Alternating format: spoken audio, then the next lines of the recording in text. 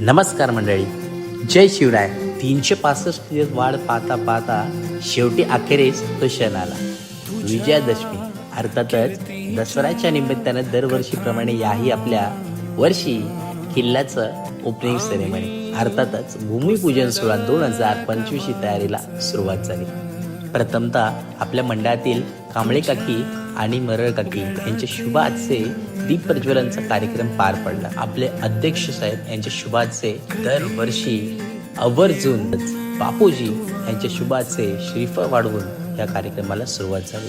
आता तो क्षण आला होता. कपडा हटवला आणि समोर दिसलं किल्ले बनागड. वा, यंदा 10वं वर्ष म्हटलं तर जोरदार तयारी तुम्हाला नक्कीच पाहायला मिळणार आहे.